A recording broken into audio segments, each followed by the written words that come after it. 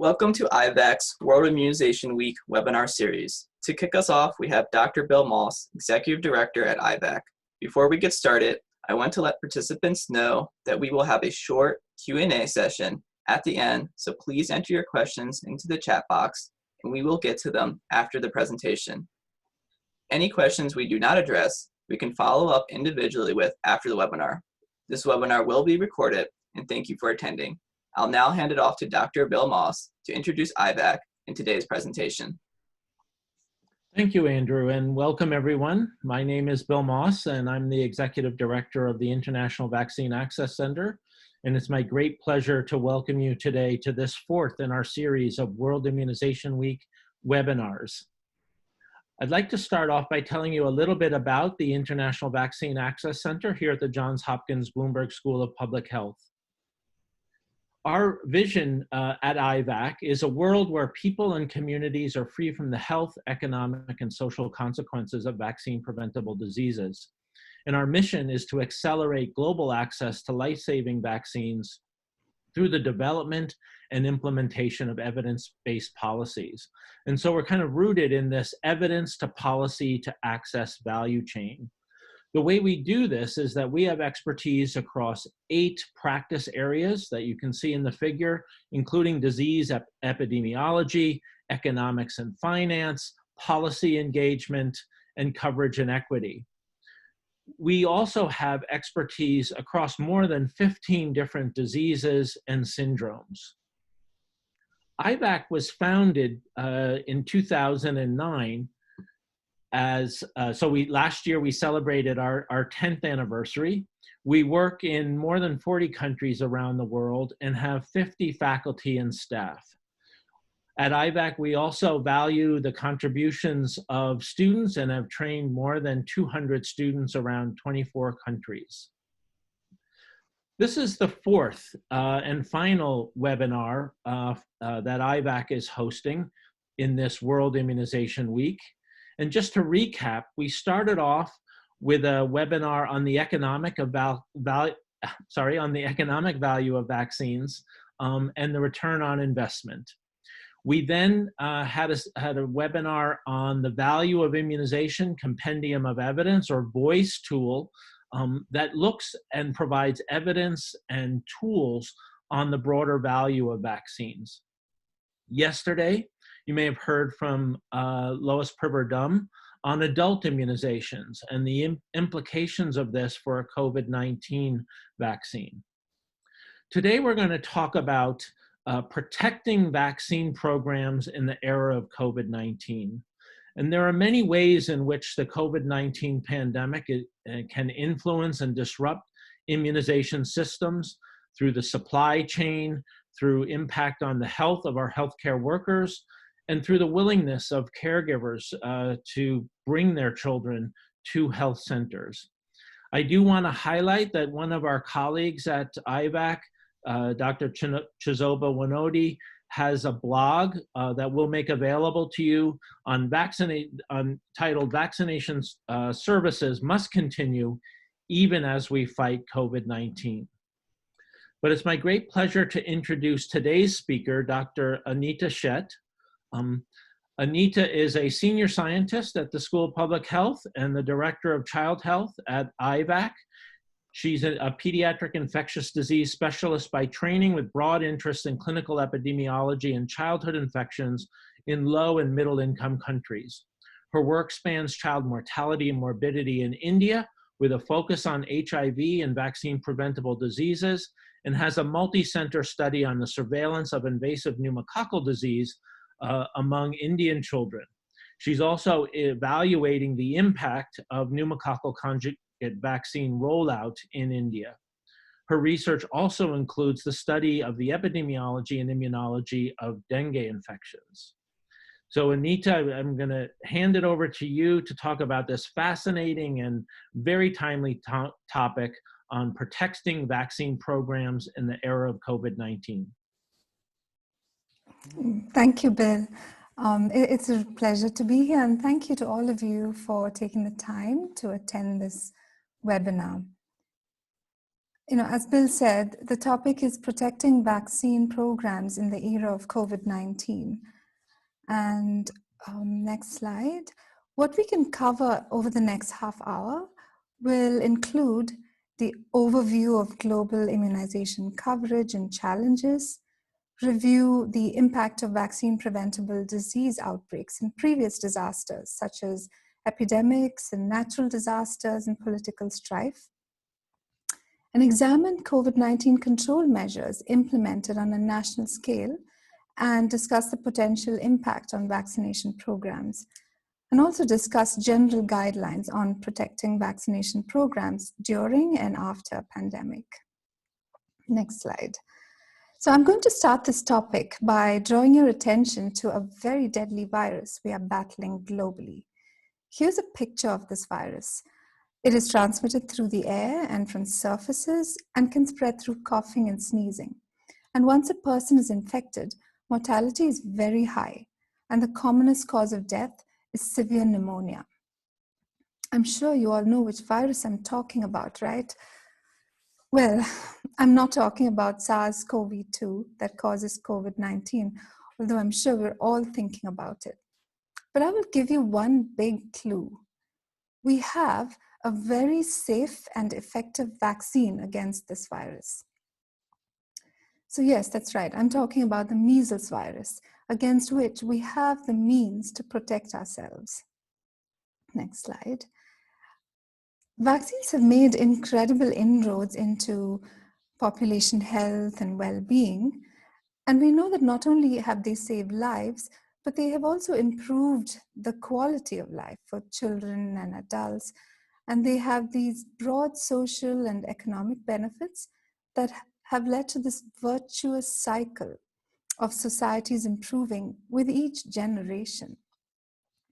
So let's take a closer look at how many lives vaccines have saved recently.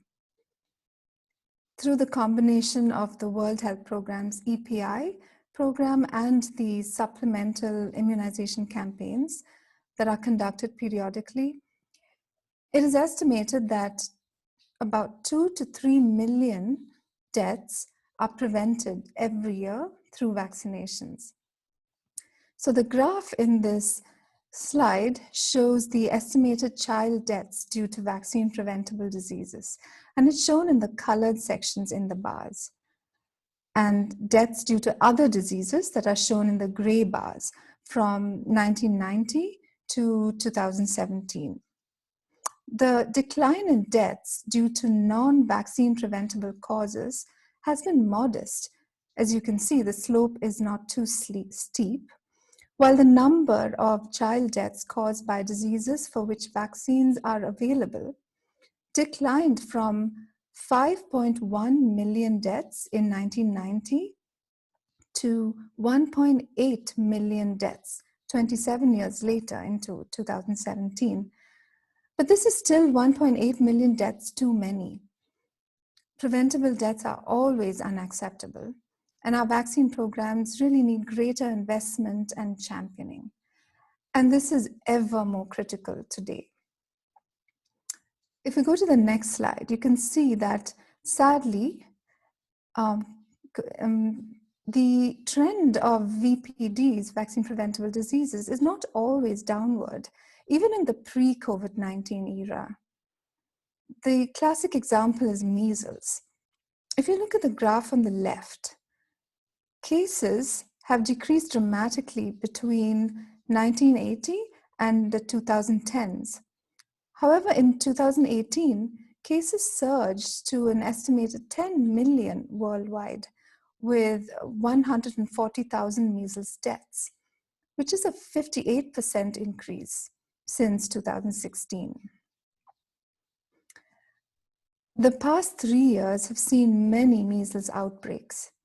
The map on the right shows the reported cases and deaths of measles between 2017 and 2020. And these are seen in the Philippines, in Madagascar, and the Ukraine. And the epidemic in the Democratic Republic of Congo is the largest single nation measles outbreak in several decades. So this is really concerning. Next slide. The global vaccination coverage that we see is not yet optimal. And the graph here on the left shows that the proportion of children who have received 3 doses of DTP vaccine has been going up. But in 2018, only 86% of the world's children were covered. So that means that almost 20 million children miss out on life-saving vaccines.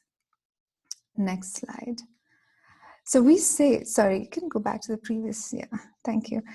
We say vaccines save lives, but it is truer to say that vaccination saves lives, because a vaccine that remains in the vial is 0% effective, even if it is the best vaccine in the world. So keeping that in mind, we can go to the next slide, and we can take a step back, excuse me, to the recent past and look at what happened to vaccinations and the indirect health effects of the Ebola virus disease outbreak in West Africa in 2014. This was a devastating crisis that predominantly involved Guinea, Liberia, and Sierra Leone.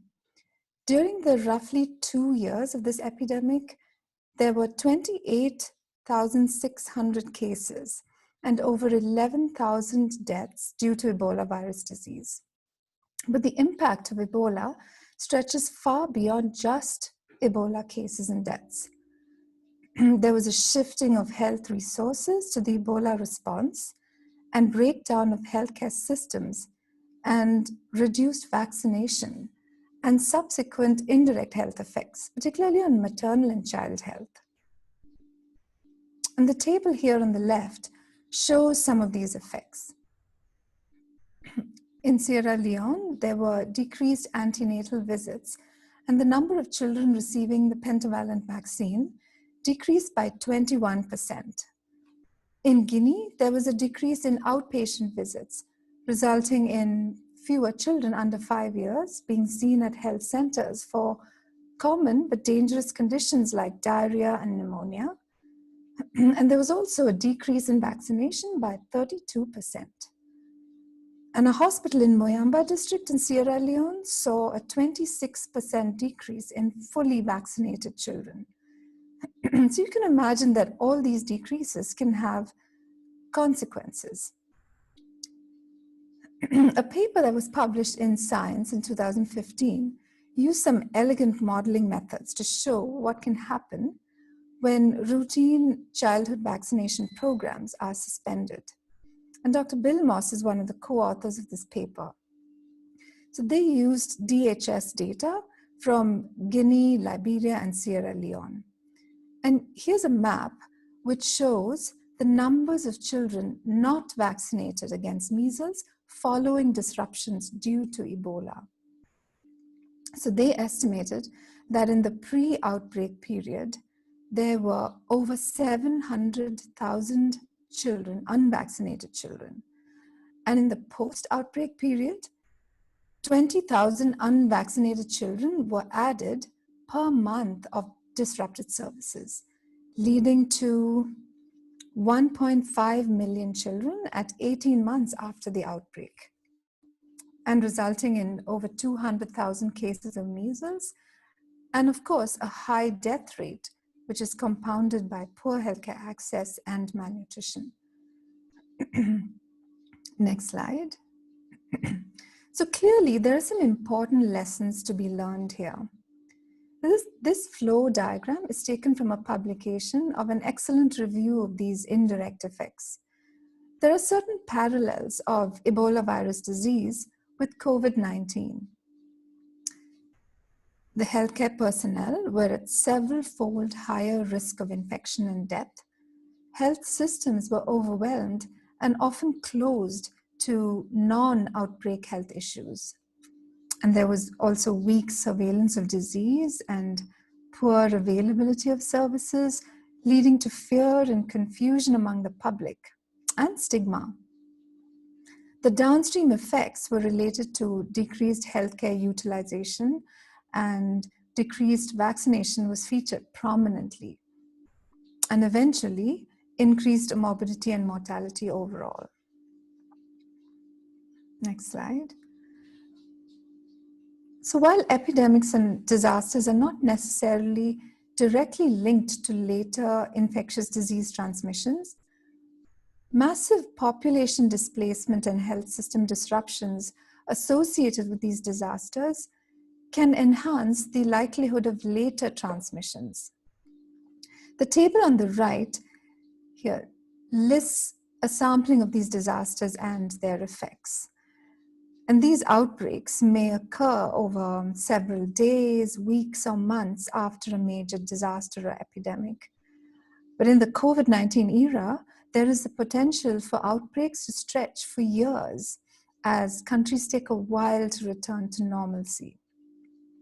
And immunization coverage in particular can be disturbed in the aftermath of disasters or epidemics.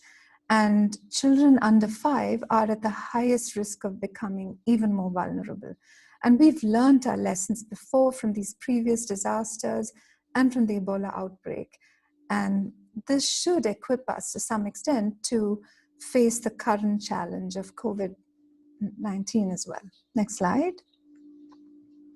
So as the COVID-19 pandemic spread around the world, several countries went into lockdown mode, meaning mandatory or non-mandatory geographic quarantines and closures of schools and businesses and bans on events and gatherings.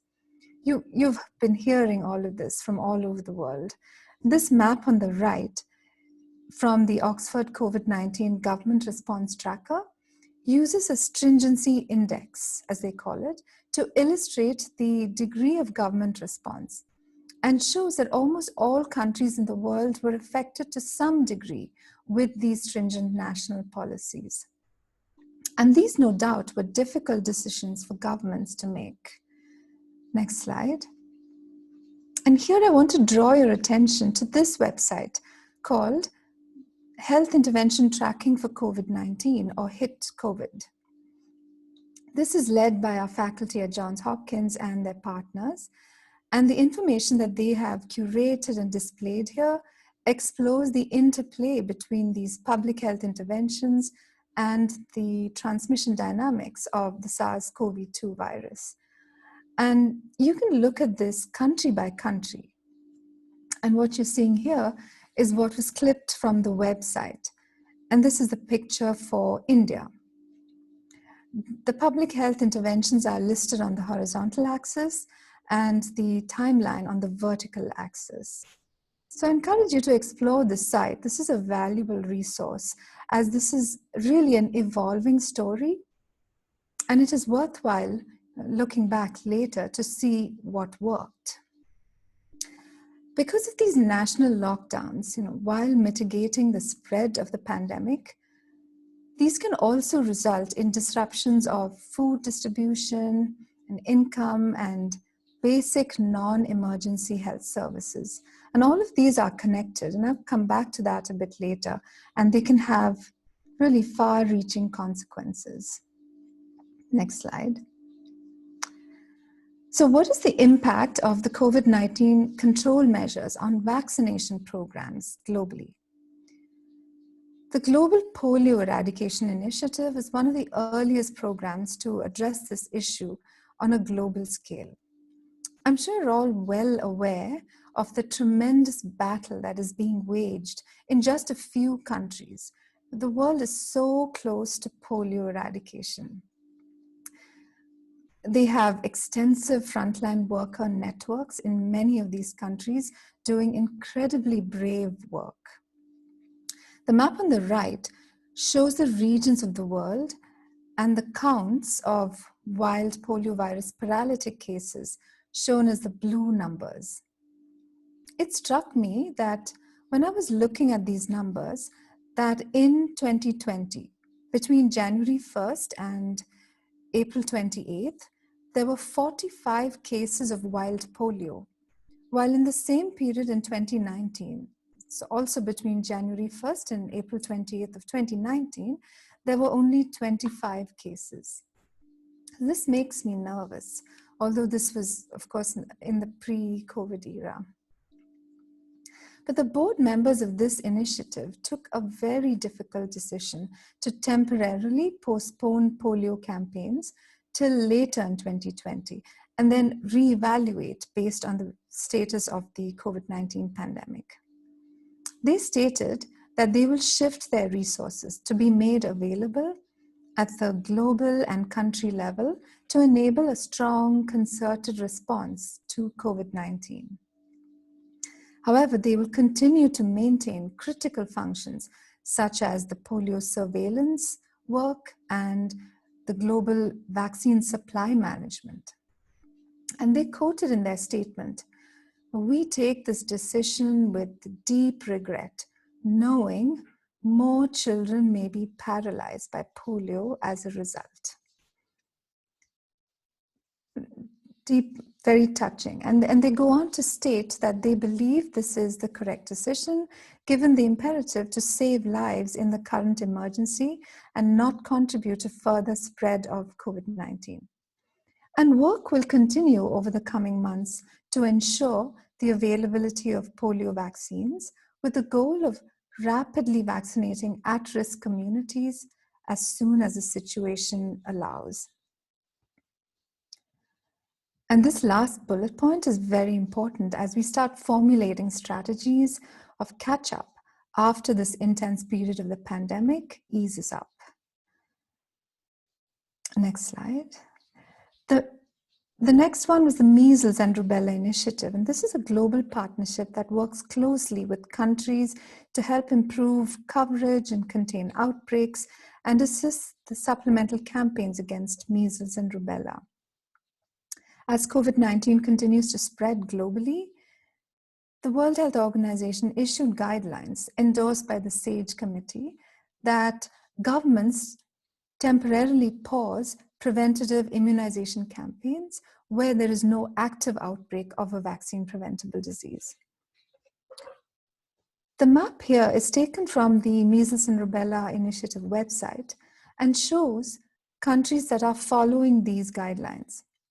The solid colors of the countries represent the burden of measles, but the blue country names and the blue outlines indicate the countries where the measles campaigns have been postponed. And the yellow country names are those where the campaigns are likely to be postponed in the near future. But this is really worrying as well, because it means that over 117 million children in 37 countries may miss out on receiving the measles vaccine. We hope this situation is temporary. Next slide. What is the situation with routine vaccination programs? World Health Organization, in conjunction with UNICEF and Gavi, led a pulse survey in several countries, which is actually ongoing. And this survey seeks to understand from vaccination administrators what each country is doing. And these are preliminary results that were shared with us from colleagues at UNICEF, Gavi, and WHO. And these are results that were presented as of 23rd April 2020. And they show that among the 74 countries from whom preliminary data were obtained, some countries reported suspension of routine immunization activities. These are countries shown in dark blue. And some countries shown in light blue report that routine immunization services were affected, but not entirely suspended. But we will know more when the final results are shared and when the second round of data are available in May. Next slide. So let's take a look now at the impact of COVID-19 control measures in a couple of countries. So here's India. The graph is obtained from the Johns Hopkins COVID-19 dashboard and shows the increasing cases, although the number of new cases per day seems to have plateaued. So as of 29th April, the total number of confirmed cases was over 33,000 and total deaths were 1,079. On 24th March, a few days after the first death was reported, a nationwide lockdown was initiated. And although this is very preliminary and still evolving, some of the early effects of this lockdown that people have reported are shown here on the right side in bullet points. So there's been reported a fall in air pollution. So there's been decreased nitrogen dioxide and particulate matter PM2.5, both indicators of air pollution in many of these major cities in India. There's also been a massive internal displacement of people. India has 140 million internal migrants, and most of the movement has been from urban to rural areas. A negative impact on population income has been noted, just like in many parts of the world. And there has been slowing or closures of routine healthcare services, antenatal and child health, and non-emergency services. And it's questioned whether we will see increased deaths due to non-COVID-19 causes, including vaccine preventable disease outbreaks. Next slide. So here on the left is a picture of a shuttered vaccine clinic in a district hospital in India. This photograph was taken by a colleague this past Monday. Usually mid-morning Monday is one of the busiest days, and this area would be teeming with families and infants and children, but all you can see is a locked door of the vaccine clinic. We recently launched a survey among primary healthcare providers and pediatricians in India to gain an understanding of the impact of COVID-19 on routine vaccination services for children, and to assess the risk of potential outbreaks of VPDs. We have fantastic collaborators in India who are working on this. And we don't have complete results, but the very early preliminary results show that vaccination services have indeed been suspended in most places. In clinics where partial services are continuing, numbers of children seen have dropped substantially. And some of the reasons cited for decreased uptake of services were fear among the public and travel restrictions and changing priorities. And several suggestions for mitigation plans were proposed, and some of these options included extended vaccination clinic hours after the lockdown is lifted, and then door-to-door and outreach services, of course with strict infection control practices and use of PPEs, and then community awareness of how vaccines can be accessed. And this is essential to help the community understand. And also increased use of public-private partnerships to make up for shortage of healthcare workers in the public sector. Next slide. And here is a case study of the impact of COVID-19 control measures in Nigeria.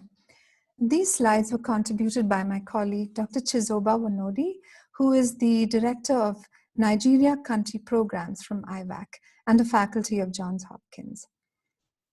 The Nigeria CDC confirmed 1,532 cases as of 28th April and 44 deaths. And you can see the rising cases over time. On the right side is a graph showing the number of BCG vaccine doses administered in 2 states, in Bauchi and Kebbi. The impact of COVID-19 on routine immunization and primary healthcare coverage is still unclear. It's very early, but clearly monitoring is crucial. Next slide. On 30th March, a partial lockdown in 3 areas was initiated in Nigeria, and the government circulated clear guidelines on curfews and gatherings, travel, and services. And here's a nice poster explaining all of that, which was circulated among the public. Next slide.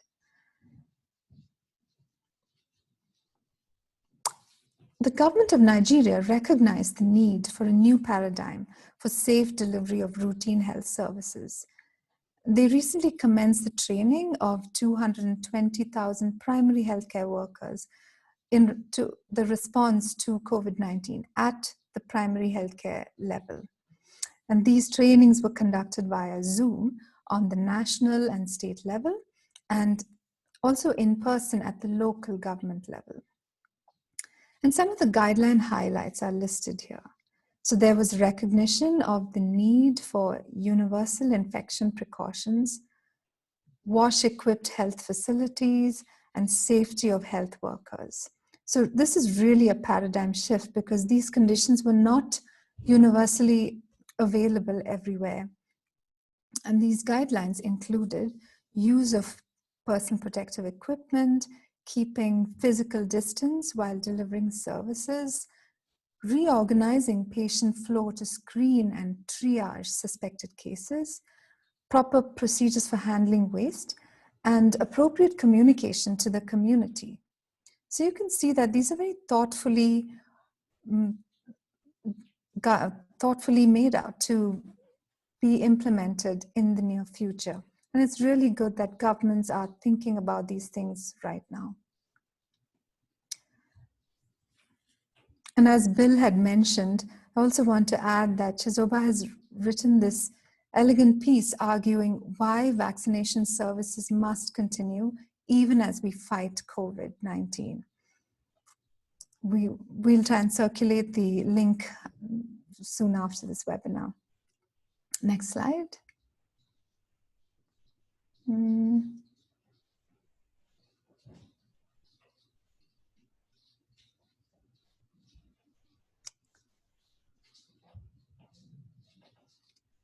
Okay. Yeah, so we come to the guidelines. So the WHO formulated these guiding principles for immunization activities during the COVID-19 pandemic. There were three main areas they highlighted: for routine immunizations, for mass campaigns, and guidance for re-establishment of services. So we can take each of them and just go over the main highlights. For the considerations for routine immunization states that the decision to maintain immunization services would depend on local mandates for physical distancing and the local burden of vaccine preventable diseases and population demographics. For intact health systems, one may consider fixed site immunization services and VPD surveillance, along with adequate safety and infection control measures and PPEs for healthcare staff. They also advise to assess alternate strategies and innovative vaccine delivery methods, such as outreach and mobile services. And importantly, to prioritize vulnerable populations. Next, consideration for mass communications or mass campaigns include the advice to temporarily suspend mass vaccination campaigns, and that in case of a VPD outbreak, the decision to conduct the outbreak response mass vaccination campaign will require a risk-benefit assessment. Next slide. And the third group was the consideration for re-establishment of immunization services, and this is critical. So they state that once COVID-19 is mitigated, countries should reinstate immunization services at the earliest to close these immunity gaps. And the planning for that should start right away. Catch-up immunization activities are top priority, and that countries should institute effective communication strategies with communities and allay concerns and re-establish community demand for vaccination. The major recurring themes that are emphasized in their guiding principles are that immunization is a core health service that should absolutely be prioritized for the prevention of communicable diseases. Protecting of healthcare workers is critical, and VPD surveillance should be maintained as much as possible, and countries should design strategies for catch-up vaccination for the period post-COVID-19. Next slide. So I want to step outside the topic of vaccination for a moment and talk about food. So far, we have not seen severe food shortages, but there are early signs of the food supply stumbling a bit. The picture on the left shows a farmer feeding a cow. Of course, nothing unusual, but look very carefully, and you can see that he is feeding the cow strawberries because the farmers cannot transport the fruit to markets in cities. And this is emblematic of what's happening worldwide, where food is laid to waste at the production facilities due to supply chain disruptions, and it's only just beginning. And this is very well described in this article from Nature from a few days ago that was written by an economist at the Food and Agricultural Organization, FAO, and the pictures taken from that article as well. The Global Report on Food Crisis 2020 brought out their report a week ago, and the report notes that the number of people battling acute hunger and malnutrition is rising. In 2019, there were 135 million food insecure people in 55 countries, shown here in the infographic. But they forecast that the world hunger could double in 2020 due to the effect of COVID-19. So coming back to vaccinations, we realize that hunger and poverty are closely related to vaccination uptake. We know that vaccination programs are not just standalone programs. They're intricately linked with other healthcare systems and child nutrition programs, school health programs, as well as microfinancing and income generation programs. So unless the world comes together and countries collaborate, the challenges that we will face post-COVID-19 will be, I don't want to say insurmountable, but will be enormous. Next slide.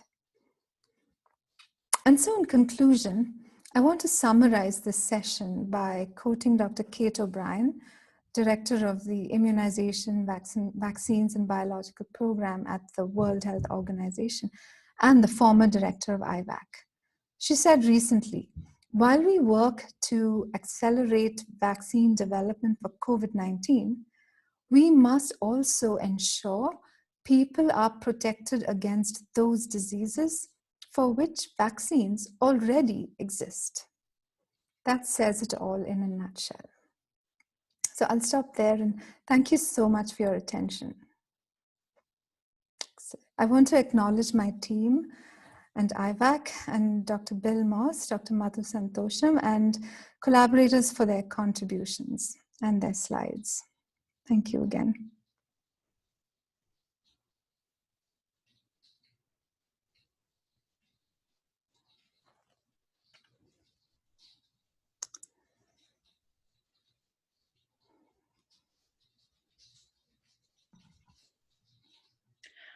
Thank you, Dr. Shett.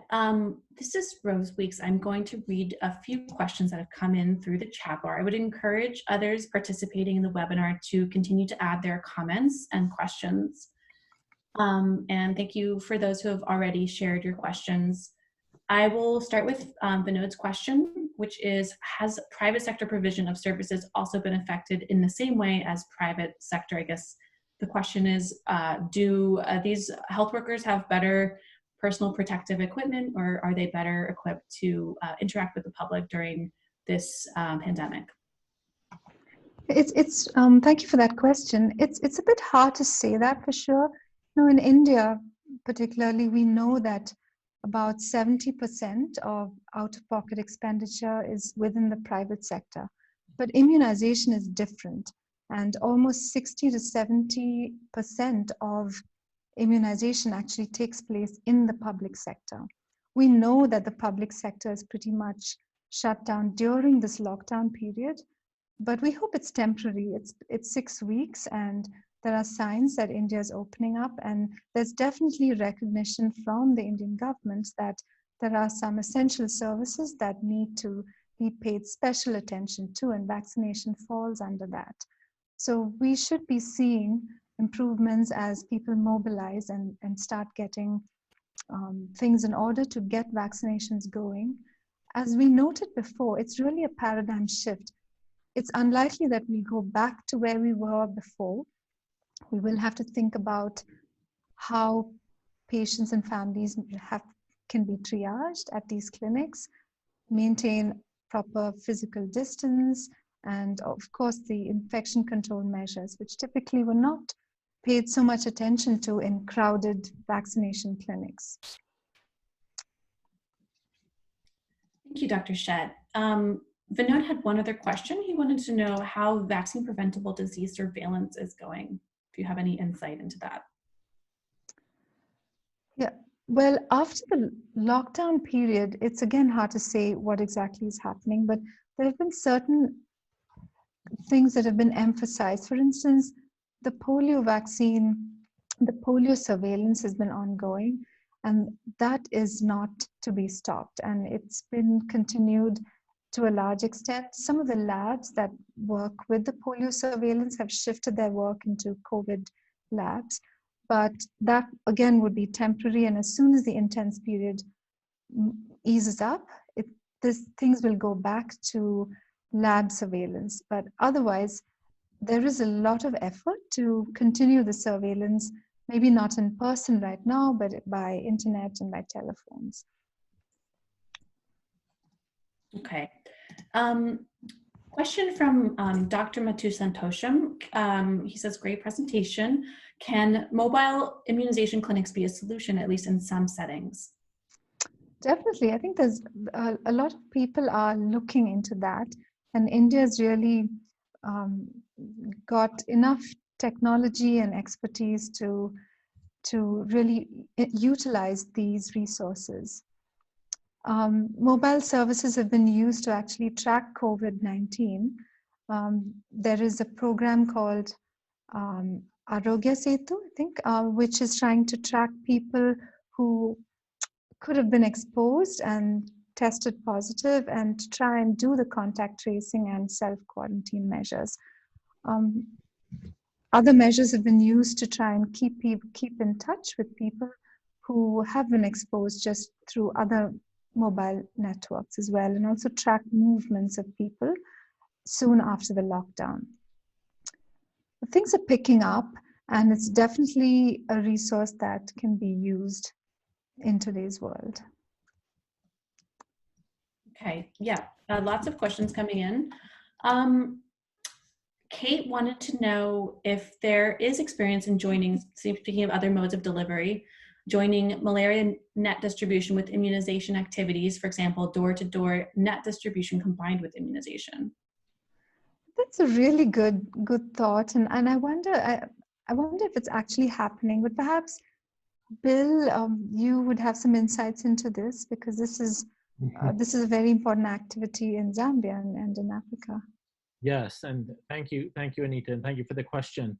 So we certainly know that during mass immunization activities, such as for measles, people have used these as opportunities to distribute other child health interventions. And one of those is distribution of insecticide-treated nets in areas where malaria is endemic, but they've also been leveraged for administration of vitamin A supplementation, anti-helminth treatments. So this contact with children through immunization activities certainly provides an opportunity for other child health interventions.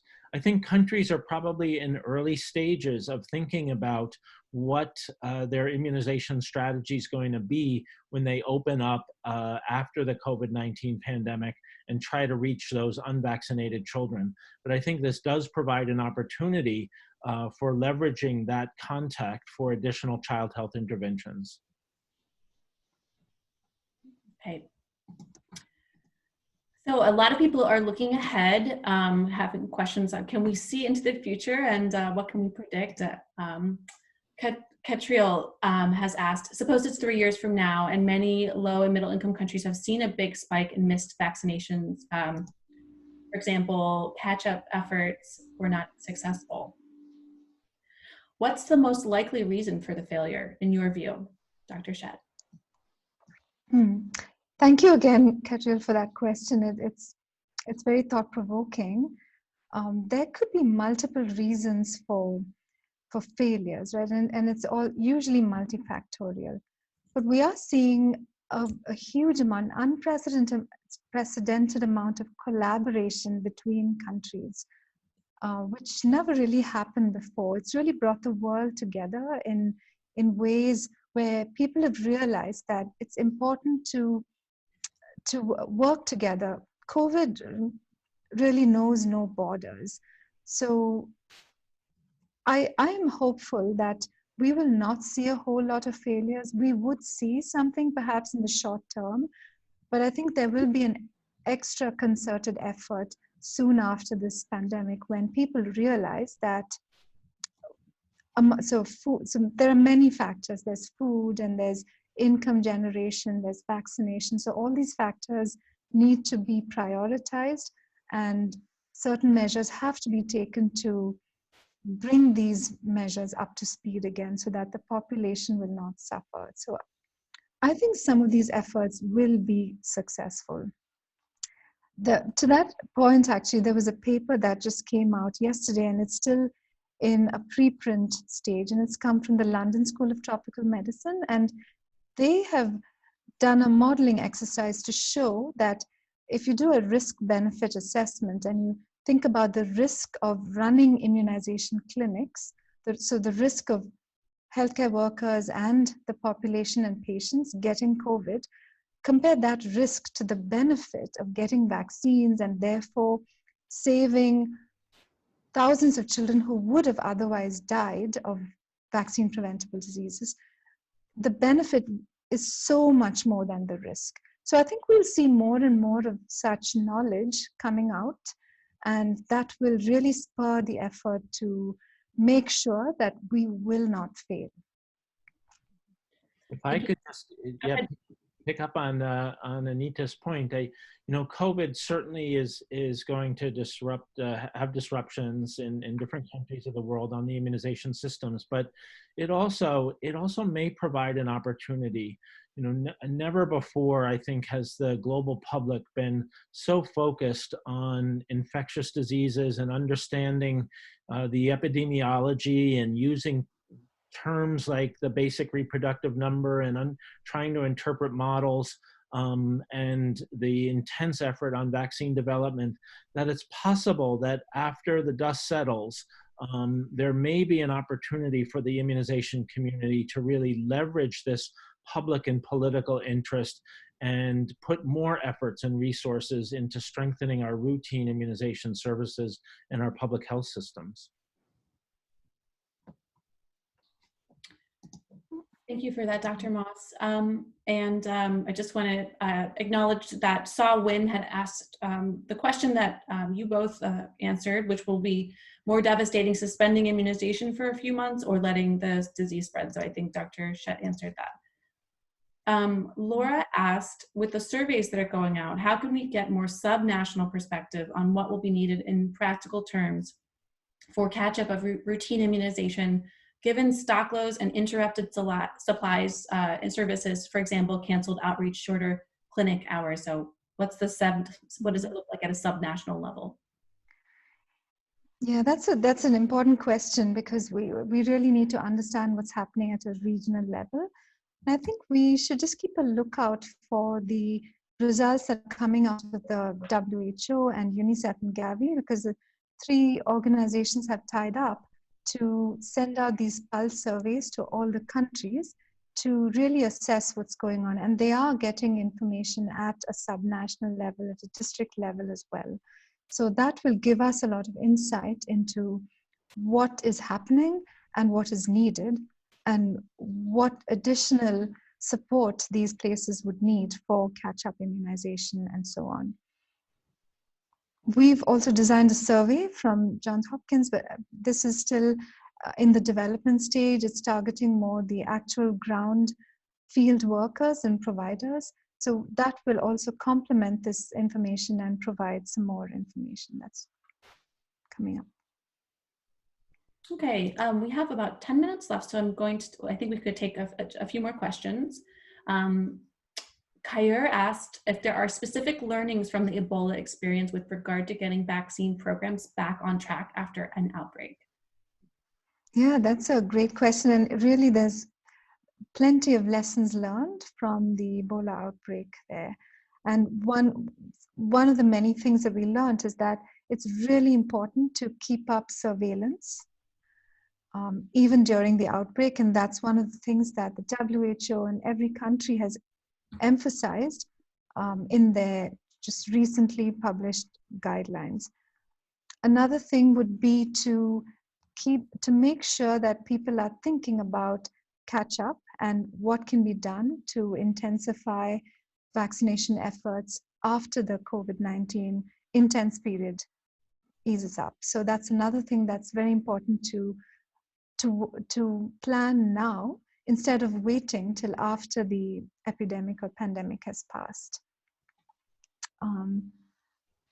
Bill, I don't know if you want to add anything more to that. But yeah, thanks, Anita. Maybe I'll just say there's one lesson that that I think we have to learn over and over again, unfortunately. But that is, when these kind of disasters or outbreaks occur, there's an enormous amount of resources kind of focused on controlling that, and appropriately so.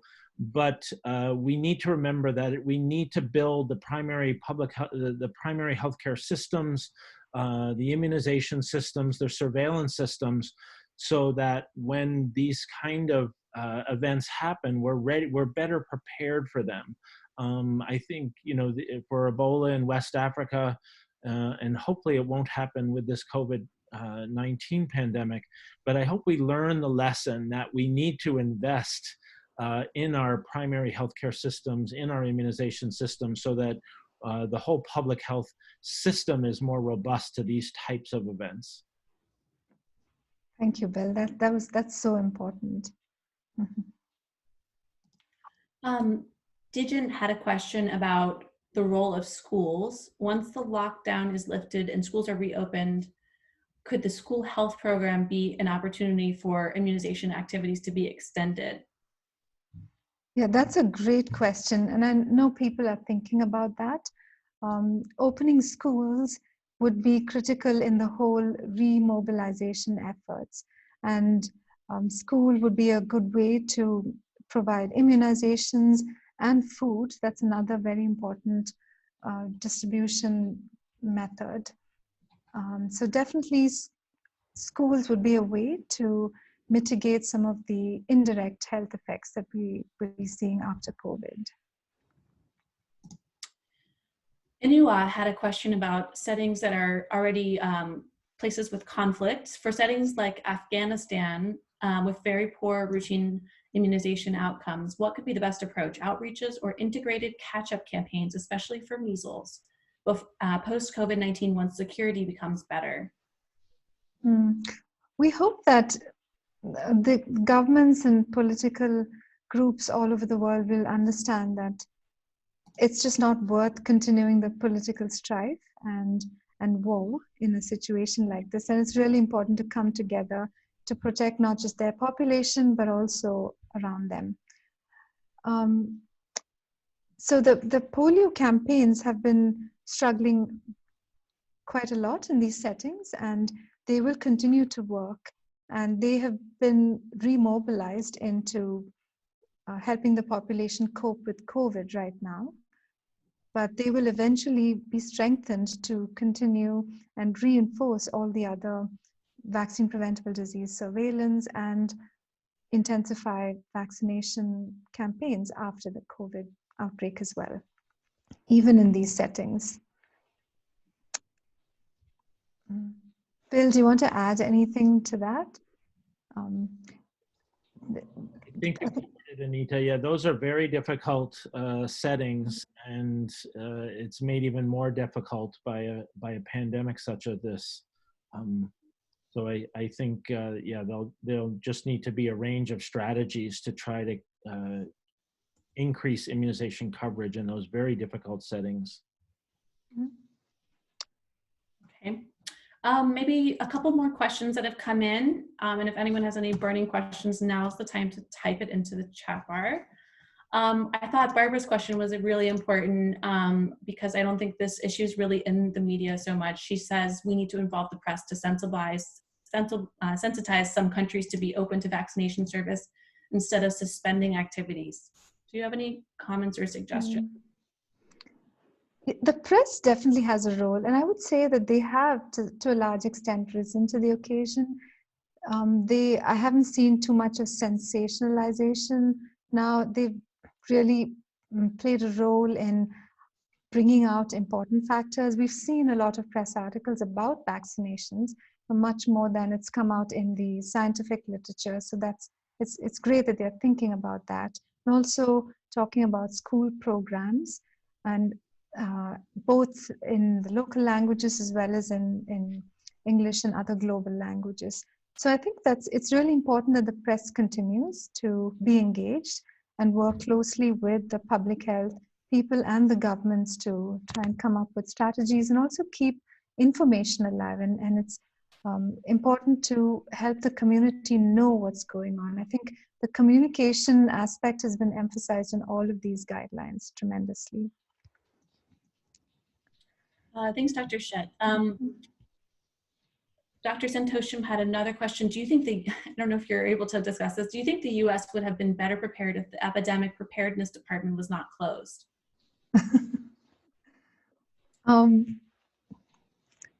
Bill, do you want to answer that? It seems like it's definitely a yes. It's always a useful thing to have a pandemic preparedness group, and it was created for that purpose pretty soon after the Ebola epidemic. So it's a pity that we didn't have that expertise. But again, as Bill said, this is a very good lesson learned, and there will likely be much more investment into this in the future. Bill, do you want to add to that? I think you got it. I can't imagine it would have hurt to have had that in place, and hopefully that some advice early on could have been very helpful. Mm-hmm. I think we have maybe one more question, and then Dr. Moss, maybe you could just say a few words to close. Dr. Nawar Barzif is asking, in which way can a COVID vaccine demand be leveraged to address issues of general vaccine hesitancy? It seems like COVID is devastating, and I think the world recognizes that. And the world recognizes that without a vaccine, it's really going to be difficult to get back to a normal state of affairs. So I think the world is just understanding the role that vaccines played in the past. And we hope that people who are hesitant about vaccines and who've forgotten what vaccines actually do will again recognize the benefit of vaccines now. Mm-hmm. Dr. Moss, I think you're muted. Yeah. So thank you, Anita. And so this is our final webinar for World Immunization Week. And World Immunization Week is really an opportunity for all of us to come together and raise awareness about vaccines and discuss some of the challenges of increasing vaccine coverage and deriving the most benefit and value that we can from vaccines. I want to thank particularly Andrew Land and Rose Weeks, who organized this webinar series on behalf of IVAC. They did an excellent job in putting this together. I want to thank all of our speakers who gave very thoughtful, insightful presentations on a broad range of vaccine activities and issues. And I want to thank all of you, all of our participants. You've been wonderful. You've asked very probing questions, very relevant questions, and it was your participation that really made this a very rich experience. So thank you to all of you for participating in these. These have been recorded and will be made available for you to view. And be safe and continue to promote and advocate for vaccines going forward. Thank you.